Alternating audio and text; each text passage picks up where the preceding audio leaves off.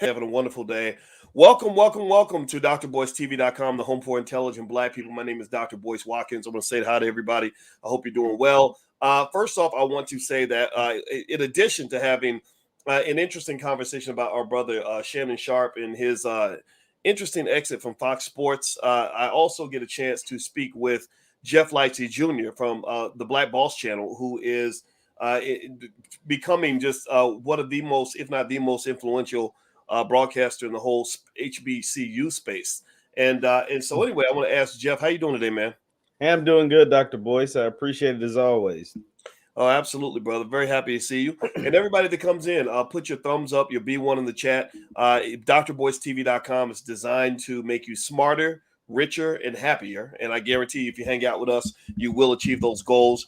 Put your B1. Shout out the city you're from. I see Romel Harris is out of Chicago, Illinois. I am in Chicago. That is the area where I live. And I see, let's see, Vic FM. What's up, Doc? What's going on, Vic? Tony C., Jacqueline West, Jordan Cagle, Travis Rogers, Malk Stees out of Maryland. I see, let's see, Dion out of Augusta. Keith Parks, B1 to you too. I see QP from Philly, L Boogie out of Sacramento, aka Sacktown, Jordan out of Mount Jolly, New Jersey, Jelana out of Brunswick, Georgia. All right, so let's get it cracking. How many of you, give me a yes or no? Give me a yes or no in the chat. How many of you have been following this interesting development with Shannon Sharpe? I don't know if you saw I did a video about it the other day. Shannon Sharpe just left one of the most popular shows on television. It's called Undisputed, right, Jeff? Yes. Mm-hmm. Yeah, Undisputed. And he bounced out and he was working with this cranky old white guy named Skip. And it was kind of the show worked. The show had great ratings, and they were kind of the odd couple. They were able to sort of feed on the racial tension that people have, where maybe white guys all think Tom Brady is Jesus Christ, and then black guys have we have our favorites, the LeBrons and stuff like that. Even though I think Tom Brady's he could be. I would have to almost say he could be the GOAT. It's hard to say though, especially when you're seeing great men like Jim Brown and stuff like that. But anyway, though, with that being said, they parted ways. And so, Jeff, I want to ask you this. I know that they left, and the whole conversation is that it wasn't a peaceful departure, that it was kind of a messy situation. What have you been sort of seeing with this, and how is all that going? Well, it's not official yet. They're still working together. They won't be officially done if you listen to all the reports until after the NBA Finals. And so, NBA Finals is good ratings for sports television as far as like debate, who's better, who's doing worse, who's the reason why one team's losing, all that stuff. So they don't want to miss out on that core audience and those ratings that are just going to be natural. And you don't want to miss out on the ratings that would essentially be Shannon's last week, whether it's this week or next week, and whenever the finals ends, the NBA Finals ends. The thing is that this has been a ticking time bomb for at least 6 months now. And it really goes back to about, I'd say to about December. Back in December, if you don't remember, well, maybe even before that, when the whole Tom Brady thing happened between Skip and Shannon. Skip kind of discredited Shannon and kind of spanked him. You know what I mean? Kind of like a little boyed him, sunned him. I mean, Shannon's a 55-year-old grown grandfather. You know what I'm saying? Like, he's like a granddad, and Shannon's about 230 of all muscle still at 55 years old. And this little scrawny, 70-year-old white man was kind of like, Shannon, put your glasses on. Like, he kind of like your glasses back on. Yeah, like kind of sunned him on TV. And then so that was with the Tom Brady debate. And then Shannon's like, yo, I'm a Hall of Famer. He's like, yeah, but you're not Tom Brady. So that was one thing that was kind of out of bounds. And then there was the Damar Hamlin thing. So when Damar Hamlin essentially died on the field, Skip he went on the Twitter and was like, oh yeah, he collapsed on the field, but they need to play the game. And then Shannon took offense to that. He's like, yo, man, this is a young man's life. You know what I mean? We talking about football. You talking about football, and this man, he actually did die. They had to resuscitate him on the field, and you worry about a football game. So Shannon took that wrong. And so Shannon also, to give you some more context in the background, Shannon is now to a lot of people, and probably by large demand, he's the reason why people tune into the show. Now, Skip is still a big draw. Don't get me wrong. Skip Bayless, his name holds weight in sports circles.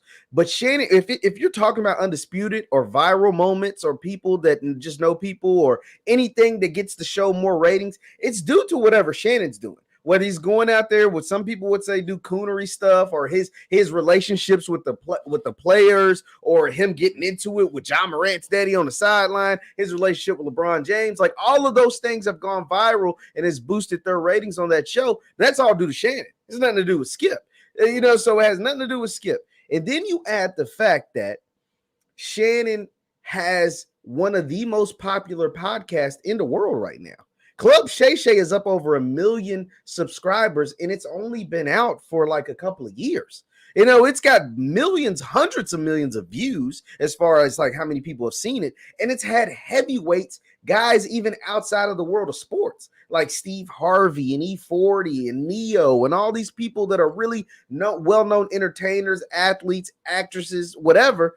Just that a lot of people don't have access to that Shannon does because of his personality and what he is able to do on TV. And so if you add those two, Shannon is now a rising star in the world of media, if not a superstar in the world of media. And when he came into the show 6 years ago, because the show's been on for 6 years, he was a Hall of Fame football player, of course, but he wasn't a media star. And see, now, not only is he a media star, his title, so if Skip was up here, Shannon was down here. Now Shannon has not only closed the gap, but in a lot of people's mind has surpassed Skip Bayless. And so all Shannon wanted, if you read all the reports, Shannon didn't want it, like, because he thanks Skip, because he feels like if it wasn't for Skip giving him the opportunity on Undisputed, all of these opportunities that he's now created for himself wouldn't have wouldn't have happened. But what he did want, now that his star is rising, is that he wanted more say-so in the show. And so he didn't want to take over the show. He just wanted more say-so. Like, Skip picks all the topics. Skip picks all the guests. Skip picks what the rundown, what the position, what order they're going to talk about them, how long they're going to talk. Like, Skip has 100% autonomy over the show. And so Shannon was like, I don't want to take over the show, but now I'm a big deal too. Now people care about what the heck I have to say too, if not more than what they care about what you have to say. So I want to have more say-so in the show order and the topic selection. And Skip was like, nah, dog, nah, I ain't giving that up. The only reason why you here is because of me. And as you've seen, the friction because of some of that stuff has come out on TV. And that is ultimately what led to the buyout and what's going to lead to Shannon moving on to what I think could be bigger and better because of the persona, because of who he is, him being eccentric, him being a former athlete, him being a Hall of Famer, him having a successful podcast. All of these things are lining enough for Shannon to be able to do whatever the hell he wants without Skip Bayless, and probably be bigger when it's all said and done than Skip Bayless could ever be. Wow. Hey, everybody. In case you just came in, I'm speaking with Jeff Lightsy Jr. from the Black Balls channel. We're talking about the whole situation with Shannon Sharpe leaving Fox Sports 1, the show Undisputed. I did a long podcast about this yesterday or 2 days ago, I guess. You can feel free to check it out on drboycetv.com. Just a reminder also, we are building Black-owned media. So this ain't Fox. This ain't ESPN. This is 100% Black-owned.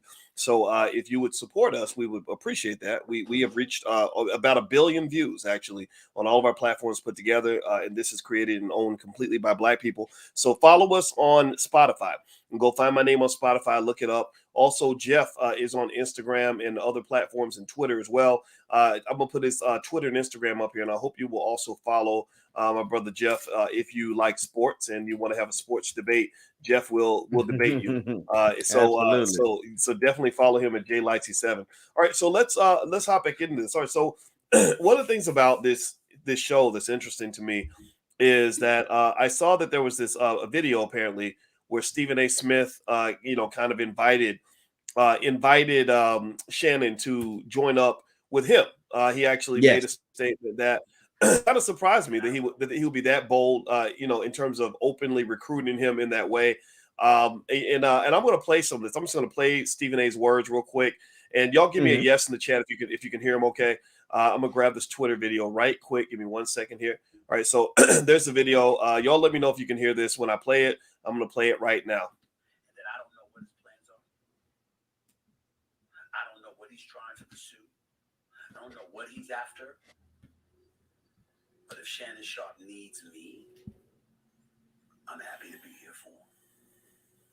And if that included him wanting to come on First Take, the bosses at ESPN know that is something I would support. And that I don't know what his plans are.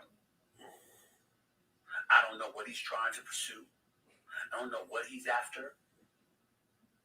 But if Shannon Sharpe needs me, I'm happy to be here for him. And if that included him wanting to come on First Take, the bosses at ESPN know that is something I would support. Okay. Yeah, I tried to turn it up as loud as I could. So, Jeff, I got a serious question to ask you. Yeah. So now that you've heard what Stephen A.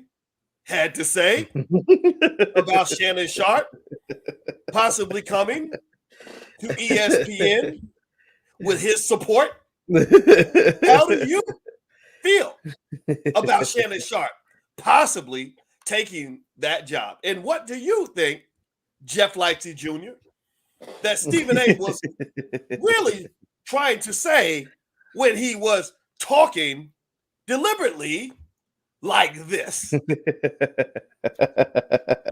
Well, the thing about Stephen A. and Skip is that they're the same person. You're what the only difference between Stephen A. and Skip is about 20 years of age.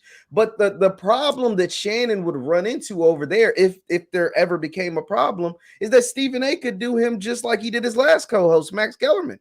If he feels like it's not working, you can get him up out the paint too. Like how essentially Skip is essentially firing Shannon from Undisputed. Because it probably, if it was up to Shannon, he would get a little more power and they'd keep this thing rolling. But Skip's like, no, I'm not giving up no power, and Shannon's chucking up the deuces. Well, over there at ESPN, Shannon was Stephen A. It's his show, just like how Undisputed Skip's show, First Take is Stephen A.'s show. And if Shannon and Stephen A. were to ever butt heads, then Stephen A. would give him the deuces, or if Stephen A. ever felt threatened, about him to potentially passing him up in the media game, then he'd tell him move along, just like how Skip is doing. So that's the only problem that I would have. Stephen A. understands what he's doing, though. I mean, he gets it. Shannon is a superstar, and Stephen A. is a superstar in this world of media. And Stephen A. and Shannon will probably have a lot more in common than someone like a Shannon and Skip, but they'll do things to purposely debate, right? Like they'll do things to purposely argue, and it would be media bonanza. You know what I mean? It'd be media bonanza. Now, the problem that I would see is Disney and ESPN just laid off like 7,000 workers, and Shannon ain't coming cheap. And so, so how could you just like from a subcontinent? That's all business, right? But it'd be, it's kind of iffy to be able to explain paying Shannon. I'm assuming you'd have to take at least $7-8 million to get him to come over there a year. So how would you be able to pay Shannon $7-8-9 million a year after you just laid off 7,000 workers if you're Disney, Hulu, or ESPN or whoever? You know what I mean? Yeah. Like that would be kind of like the thing right there. But no, Stephen A. understands what he's doing, because if Shannon came to First Take, it would go crazy. It would be a ratings banana. Like the two people that go the most viral, or two of the most viral people in sports media, are Stephen A. Smith and Shannon Sharpe. And, putting them together would be like the Avengers or something, of sports media. Well, you know what? That's a good point. When you talked about what happened with Max Kellerman, a lot of people that don't really watch sports maybe didn't see Max a lot, but I'll tell you, I thought Max Kellerman was a brilliant commentator. It's awesome. I mean, he brought the heat on Stephen A. and would prove him wrong on a regular basis. I'm a cheer for the brother. I mean, I like Stephen A. as a commentator. I think he's fine, and all that. But Max stuck up for black people. It seemed like a lot more than Stephen A. He actually stood up. That is so true. He stood up for black people more than Stephen A. did. Ain't that? And that pissed Stephen A. off because T.O. came on the show and said that one time. Because T.O. just essentially said what the rest of the world was thinking. He said, Stephen A., man, sometimes I be feeling like Max is blacker than you. And he was not happy about it. He wasn't happy about that. And that probably was the beginning. Max stayed on there a few more years, but that was probably the beginning of the end of like, okay, it's probably time to get Max about the paint, because if T.O. is saying this to me, to my face on national TV, how many other millions of other black men across the country are feeling the same kind of way? And you don't want to feel like that. Stephen A., I mean, I think Stephen A. knew, when he was saying stuff that was a little out of line, and he does get into this Yazza Mazza kind of framework that kind of pisses people off. And but at the same time, I think that sometimes when society gets a little bit too radical, too left, too quote unquote woke, they don't understand that there's a nuance and a balance to how you can approach things. And so at best, I think Stephen A. has provided perspective that you need from an older guy, from, that uncle figure who can actually come in and kind of just say, okay, let's not burn the whole house down. Like, so for example, if you're debating about NBA players and whether or not they're being paid properly, or NFL players, Stephen A. is the guy who says, look, a lot of these guys become millionaires because they partner with the NBA, and you can't deny that. But at the same time, there is another argument that has to be made about, just sort of these really high level plantation fights that are really going on. It's like, really, I mean, let's just keep it 100. Stephen A. is a slave to ESPN.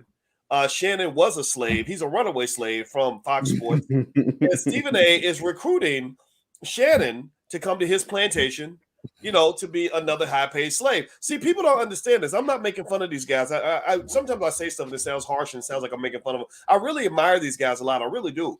But at the same time, we have to understand, a lot of people make the mistake of believing that to be a slave, you got to be unpaid. You got to be like, they think about slavery in 1725, like they weren't getting compensated. No, there are lots of high-paid slaves out here. Slavery is the lack of freedom. Slavery is when you can't do what you want to do, right? So for example, or say what you want to say, what you want to say in that case. Continue exactly. On. And so you and I, when we talk, I didn't have to ask anybody's permission to reach out to you and say, hey, let's have this conversation at this particular time. I didn't have to call the bosses. I don't have to worry about what, the white women on the job are saying. And this is interesting too. This is an important point people should understand, because I remember when Stephen A. literally got punked. They punked the shit out of him when he said something that the white women that offended white women. He said something that really made the Me Too movement really mad. And there was a white lady that he worked with. I'll never forget it. She went on Twitter and violated company policy. You're not supposed to go on social media and disparage any brand on the network or you'll get fired. She talked crazy shit about Stephen A. I mean, just dogged him out big time. They did not fire this lady. And on top of that, they made Stephen A. apologize. The next day he was apologizing. And I was like, you shouldn't be apologizing, because what you said, there was nothing wrong with what you said. I actually liked what he said, but I understood why he had to apologize, because look at what's on the line. This man's making $10 million a year from ESPN. Stephen A. is one of the hardest working journalists out there. I mean, I would not want his job ever. You might want his job because you're younger. You know what I mean? I want you to have his job. But they said, hey, Boyce, we're gonna pay $10 million a year for you to get up at 3 a.m. to come into the ESPN studio every morning. You want 6 days a week, right? 6 days a week. You want this job, but you want Jeff to have it. I'd be like, let's send Jeff. I'm gonna cheer him on, because I'll be waking up about 9 and I'll watch his morning show. But I'm not getting up at 3 a.m. every day to go into this. So, and then on top of that, watching games the night before, because I remember when I met Stephen A., when I bumped into him a few times, he would be at these games. I bumped into him at a Knicks game. I was on the show after the Knicks game. Stephen A. was there. I was on his show. He used to have the show called Quite Frankly with Stephen A. Smith. He invited me on there a couple of times. I see what he's trying to do. So I really want people to kind of not so much get in this like black and white space where you think either Stephen A. is a radical or he's a coon. I don't think he's either one. I think Stephen A. is just who he is as a black man, and he represents his blackness in the way he represents it. And there's no one way to be black. And I think sometimes black people forget that. Stephen A., I remember on that show, and people should give him some credit for this. He went out of his way to invite lots of black journalists on that show. He brought black scholars on that show. He brought he brought me on the show several times, treated me very well. So I don't dislike this guy at all. I don't think he's necessarily it. I think he does kind of get into that space where sometimes he'll say things that drive you crazy, but I think he's a committed, dedicated journalist. Also, what I like about Stephen A. and Shannon, and I don't think those two will ever have a show together, but you never know. I like the fact that those two guys see young black men as human beings, whereas I think a Skip Bayless, unfortunately, might get caught in the trap of seeing young black men as this commodity for entertainment, and that's where that whole issue with the Damar Hamlin situation came up, where Shannon's thinking, well, this is bigger than sports. This is more important than sports. He's thinking about this guy's family. He's thinking about the neighborhood he came from. He's thinking about who he is as a person. Skip is just like, man, can't we just finish the game? Because I got to do my analysis tomorrow. It's like, dude, when people are dying, you got to put that shit to the side. Or maybe you think it, but you can't say it, right? And so Skip showed insensitivity when he said that. But I thought that the show, I'm gonna say this and I'll be done. But I thought on that show that they had a good Skip and Shannon had a good dynamic. You had the old white man who's going to say old white things that old white people say, like Tom Brady's the greatest, and Michael, he's better than Michael Jordan. He's great. He's the greatest athlete ever, right? Or Larry Bird, blah blah blah, right? That's what they do. That's all they got. You got to feel bad for them. They don't have a lot of sports heroes to hang their hat on, right? Whereas, I think Shannon would come in from the brother's perspective, and that's why a lot of guys like him. I think that Skip is on his way out. He's becoming a dinosaur, and he knows this. And I find it fascinating that he still thinks he can maintain that level of control and still get a good co-host. Because I've read somewhere, Jeff, in media, they said a lot of people don't want to take Shannon's spot on that show just primarily because of the way Skip kind of runs the operation. What do you think? Yeah. No, I mean, why would you? Like, unless you are going to hire someone who's up and coming. Now, someone who's up and coming may be able to, but if you're talking about an established person, like a person that has the star power of a Shannon Sharpe, because you really don't want to go backwards, right? Like, at the end of the day, Fox Sports 1 is still a very new company. I mean, this is a company like 6-7 years old. It's not a 40-year-old company like Fox itself is old, right? But FS1 was essentially created off the backs of Skip Bayless and Colin Cowherd. They came over from ESPN and kind of started the company. So you don't really want to go backwards because you're still young, like you're under 10 years old. And so you want someone, well, one, you don't want to lose a Shannon, but you want someone that can have star power like Shannon. But if you have Skip being the judge, jury, and executioner, ain't too many people who was as big of a star as Shannon Sharpe or that is a star in the world of media and the media space gonna take that spot. Because if Shannon, who's been on the show for the entirety of his existence, can't even get a little bit of leverage, right? Like they want to give him a little bit more control, a little bit more power. They told him he can go ahead and walk. Like they're buying him out of his contract. He's still on the contract. They're buying him out. So they're allowing him to walk. And they won't even give him that. Why would they give that to you? Who's new to the company? Why would they give that to you? Who may not be as popular as Shannon Sharpe? Why would they give that to you? Who won't have the same ratings or the same viral moments or the same appeal of a Shannon Sharpe? And so that's why that spot is going to be hard to fill as far as on an everyday basis. And that show, I think, is going to tumble, right? Like I think that show is going to take a dip in ratings because, yeah, Skip Bayless is still a draw. I'm not acting like he's not. He's still entertaining. People still tune in to hear what he has to say. But like you said, the way of Skip Bayless, that style is dying. Like Skip is 71 years old and things change over time. And not to say he hasn't adjusted well, but he ain't Shannon Sharpe. He ain't Stephen A. Smith. He ain't, some of these other guys that's out here killing it. And therefore, that's why the show's I think it's gonna suffer a little bit. Well, you know what? I'm gonna tell you, I agree with you 100%. And I think that I was just looking up the ratings for Undisputed and they were basically saying that in January 6th, when Skip was there by himself, they said that the day after that tweet where Shannon, I guess, had decided not to show up or whatever, and Skip had said what he said about Damar Hamlin, the viewership fell to 165,000 viewers, whereas on the same day, First Take viewership rose to 892,000. And so, and I'm looking here as I'm just kind of going through stuff online. they're kind of describing this situation as kind of the beginning of the end for Skip Bayless. And I mean, the man's had a good run. He's 71 years old, and I really, what I'm really curious about is I'm wondering how the world will respond to a show if there was, let's say theoretically, ESPN took that chance to hire Shannon Sharpe, and they had this show with these two brothers on here. I wonder if that show would do better in this country than this show, right? I personally, I like this look better than this look, right?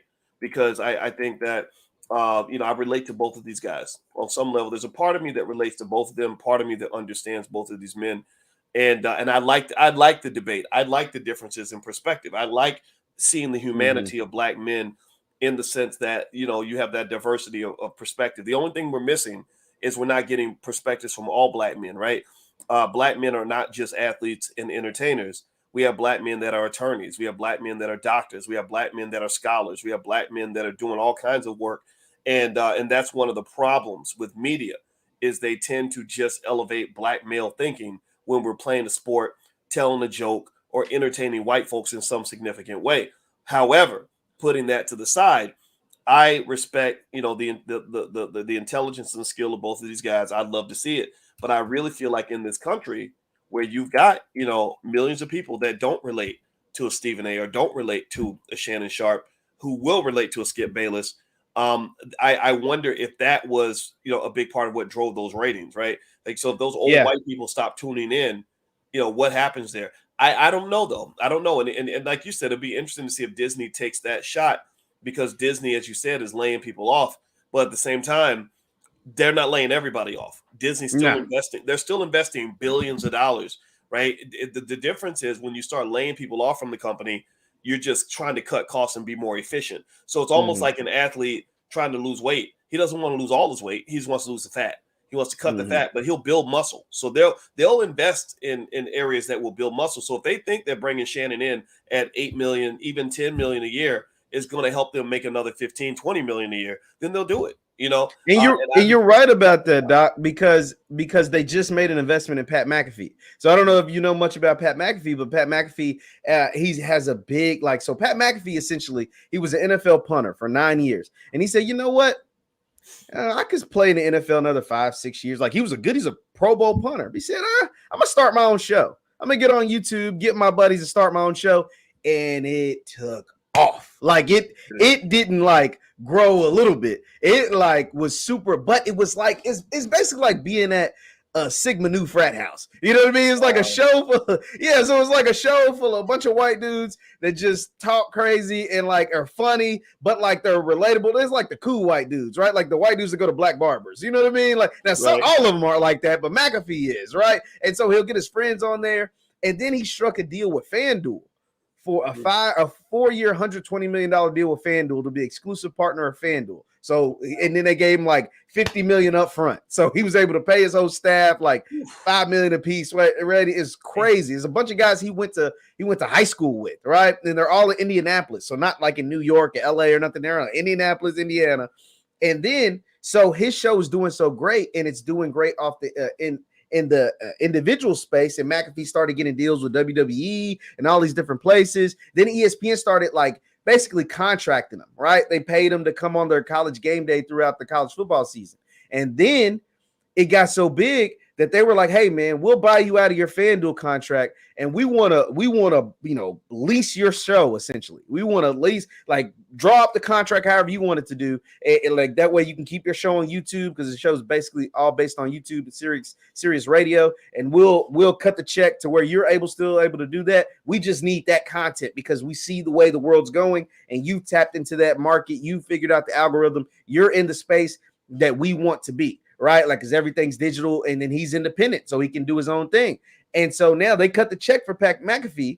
And then obviously you see other podcasts like Shannon's podcast and stuff blowing up. And so now, like I said, ESPN will still cut the check if you're worth the check, right? And Shannon's someone who's worth the check. Pat McAfee is the guy that's worth the check. And so it's whether they can continue to grow in that space as far as that streaming space, that digital space. They're still trying to get all of that stuff popping because they're still losing money. Not just them, ESPN, Disney Plus is losing money. Hulu's not doing the best. So they're still trying to figure out that streaming, that digital space, and getting someone like Pat McAfee, they're hoping kind of fixes some of those issues. And that's what I'm saying. Like they'll cut the check for Shannon because he also helps them fill some of that digital space if they're able to tag along and cross promote on his podcast. So that, and Pat McAfee saw it as a chance to be on ESPN. Granted, he took less money than he was from FanDuel, but he wants the viewership, the reach. He's like, okay, I'm reaching X amount of million a week, but if I'm gonna still do that number, but then I'm gonna also be on the ESPN platforms, and they do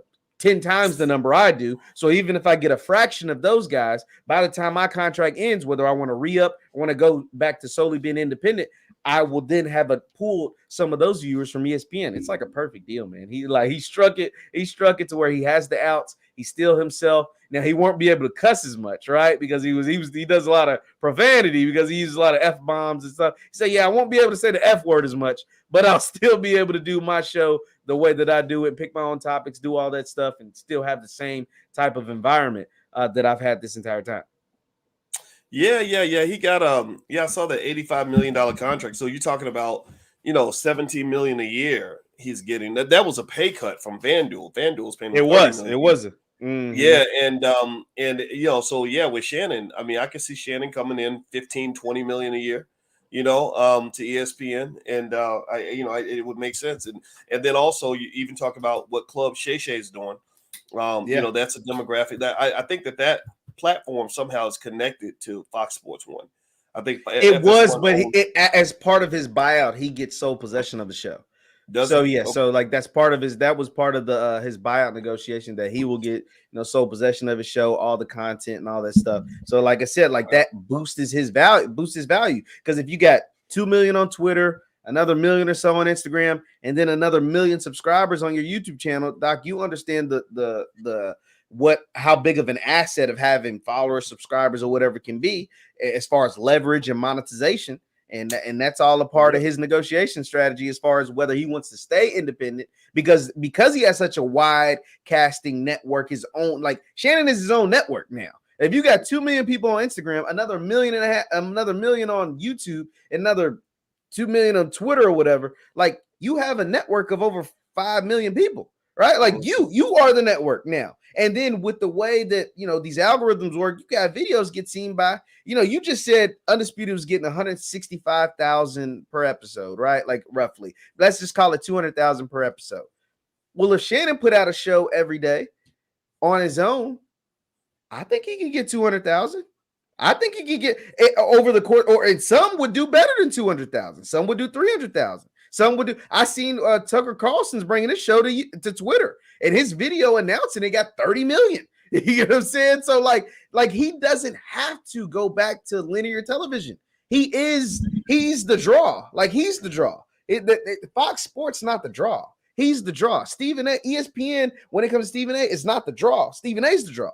And so I hope with the McAfees of the world having such great success, and then you see what Dave Portnoy, Barstool, you can feel however you want about him, but he built a whole network based off a whole frat boy style sports takes, but it became a $300 million business, right? He ended up selling it. Now he's like the CEO, but like he understood his worth. He understood like, yo, these people aren't tuning in to these networks to see people in suits. No, they're tuning in to see me. You know what I mean? They're tuning in to see Shannon, tuning in to see Skip, Stephen A, whoever. So therefore, if you leverage them to build your audience, then they're your audience now. And you can do whatever you want with them and produce whatever type of content that you want and push it out to them. And it possibly could be seen more than straight up on linear television.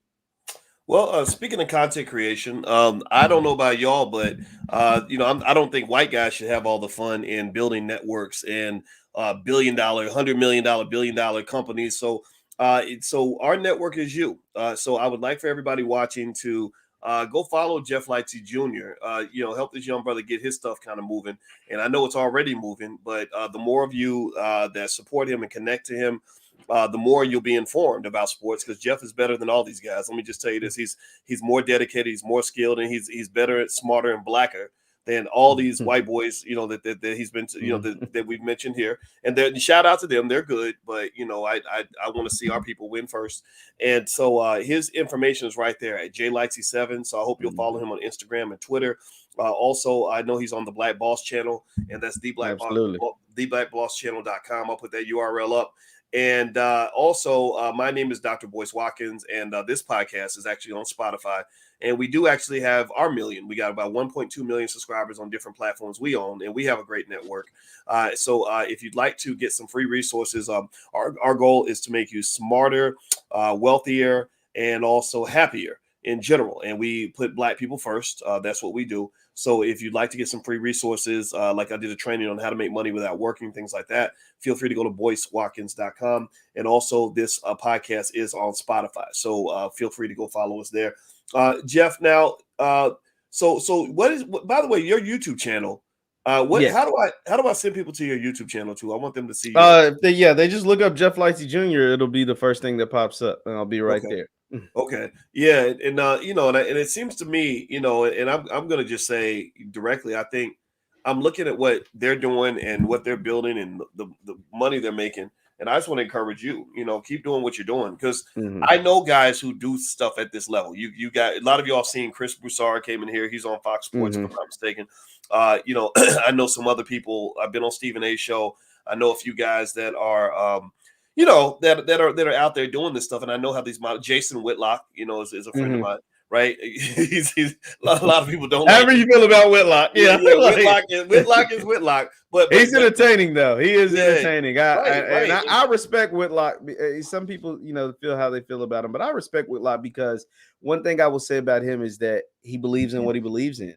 And he sticks to it. He doesn't apologize for it, whether right or wrong. And sometimes I'll be thinking it's wrong, but just the simple fact that, you stand on what you say, you have a code, you have morals, you have values, you have like I said, whether I agree with it or not, the fact that you're willing to say like, yo, man, this is how I feel. And I'm not apologizing how I feel. You know what I mean? This is how I feel about, whatever's going on. And you can't force me to think like you. You can't pay me enough to think like you or act like you. I'm act like me, I'm gonna be me. And to that I say, hey, salute, man. Hey, salute. Yeah. Salute to how you feel. I agree. Even if you disagree with me, if you stand by what you believe in, I respect you more. I think that's a great point you make about that, man. So I want to see you get in on this game too, man. I think anything everybody else can do, I believe Black people can do better. And I just believe we have to be conscientious about who we support and who we connect to. And just know, ESPN is not the only game in town. Fox Sports is not the only game in town. You have Black-owned media that cares about you more, connects to your issues more, has more talent, that's more informative, more entertaining, all these other things. So make sure you also connect and wire into the new Black media. Fly New Being Queen, for example, a network we're associated with, Vicky Dillard.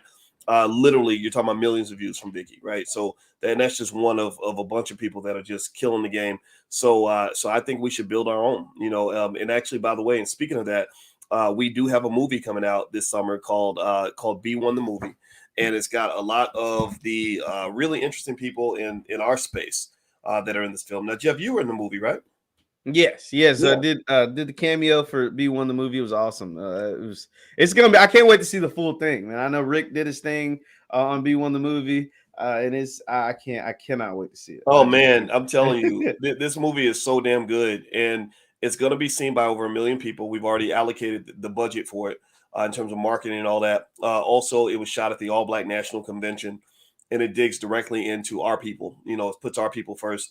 And so many great people in it, from Rizza Islam, Vicky Dillard, Madam President, Dr. Claude Anderson, Red Pill, Blue Pill. Are they in it? I know Mama Pill's in it. I don't remember if we got Red Pill or Blue Pill.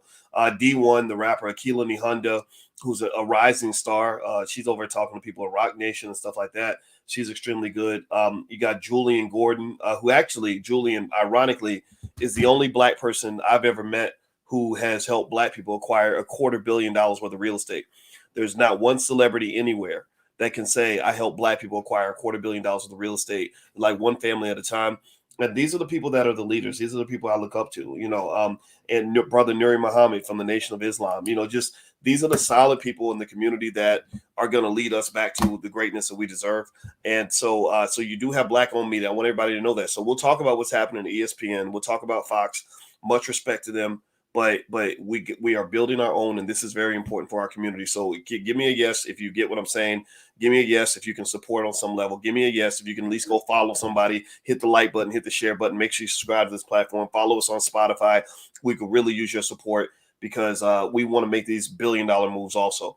All right, so I'll let you get the last word, man. So where do you think Shannon Sharpe is going to end up? What do you think his next move is going to be, Jeff? Unfortunately, I do think he's going to end up joining the network. I think he'll end up probably at ESPN. I would just hope that Shannon understands that he is the network, that he is business, that he can do more for himself than what any of these other platforms can do for him at this point, and just stays with his podcast, maybe develop another different thing, social media, streaming based show where you get sponsors like how Pat McAfee did it, man. McAfee has literally laid the groundwork, because the thing is, a lot of these guys have a head start on McAfee. McAfee wasn't he was a punter in the NFL. And most people can't name punters. And he blew up because he is entertaining, and he just knew he had a team. He had a solid team around him. He's very entertaining. Those guys are entertaining. They did it all on their own. And then obviously they added sponsors and they added money, and a lot of money flew into them, and now they can do whatever the hell they want.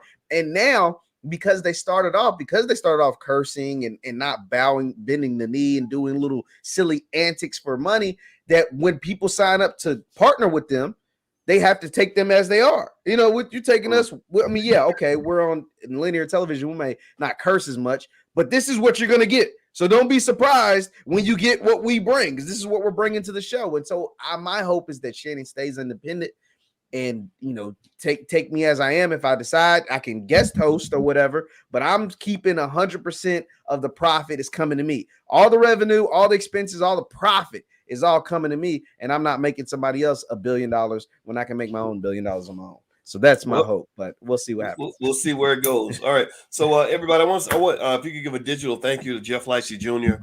From the Black Balls channel. Jeff is on social media. Everybody should follow him. One day he's going to have one of these $8,500 million deals, and then I will show up at this house and borrow money. And so everybody go follow him at JLightsy7. My name is Dr. Boyce Watkins, and if you have a Black-owned business and you'd like for us to give you a Dr. Boyce shout-out on this platform, feel free to go to drboycefinance.com, and Michael will take good care of you. Tell her that I sent you, and we'll definitely put your business on the map. So anyway, have a good day, everybody. God bless you. Make sure you subscribe on Spotify. Look up Boyce Watkins, and we'll check back in again soon. Thanks a lot, Jeff, brother. It's good to see you, man. Appreciate it as always, Doc. All right. Have a good night. Peace.